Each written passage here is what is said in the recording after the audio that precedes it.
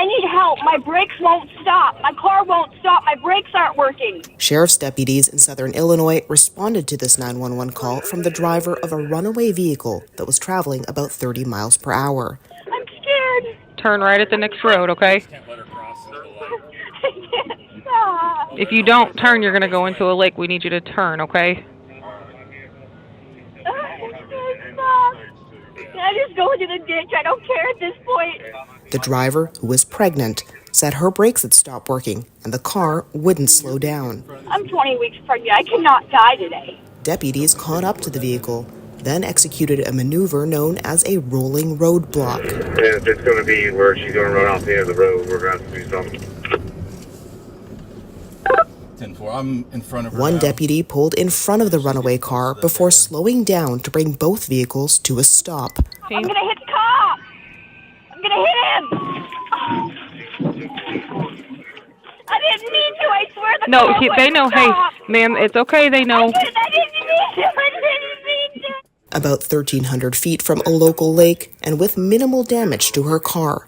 Sheriff Jeff Dietrich said the runaway car likely would have ended up in the water if his deputies hadn't intervened. This is still mind-blowing right now. Lawrence Sandoval and his girlfriend Savannah Irwin can't believe the ordeal their dog Brutus has gone through. He's the family's favorite pet. He's best friends with my kids. These are literally my kids' best friends. Sandoval says he put Brutus in an insulated doghouse Saturday night in the backyard, and Brutus was gone Sunday morning from their backyard in Whiteside, Missouri.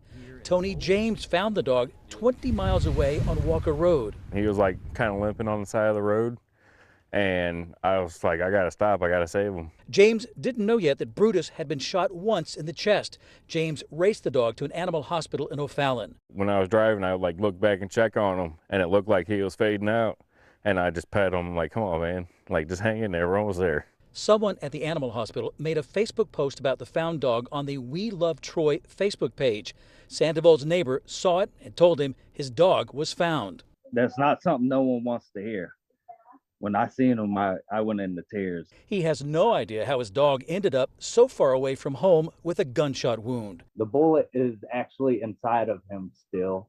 They said it's better just to leave it inside of him. And he's definitely not himself. After one day in an animal hospital, Brutus was released to go home. Sandoval and his family are grateful for the compassion of Tony James. I'm happy that them people actually picked him up and took him to the vet, because I don't know what would have happened if they wouldn't have picked him up. Sandoval hasn't decided whether to report the crime to authorities. He's just glad Brutus is home. He's my best friend.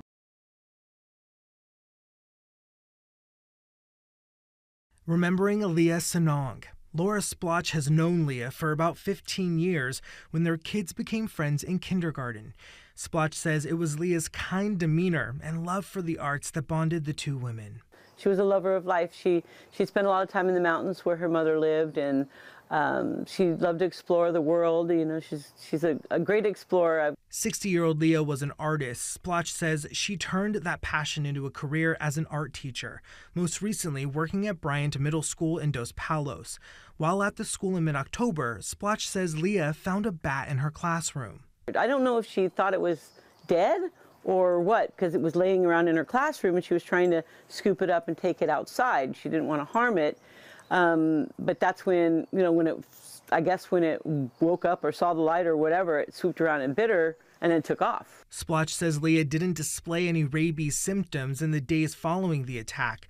But about a month later, Leah fell ill and her daughter took her to the hospital, where she was immediately put into a coma. 4 days later, on November 22nd, Leah died. It's just devastating to see her in that state with all the machines hooked up and everything. It was pretty upsetting and scary. The Fresno County Department of Public Health says as of now, there is no public threat. To date, there has been vaccine administered to both healthcare workers and also the household contacts. Fresno and Merced County health departments are still looking into other possible exposures.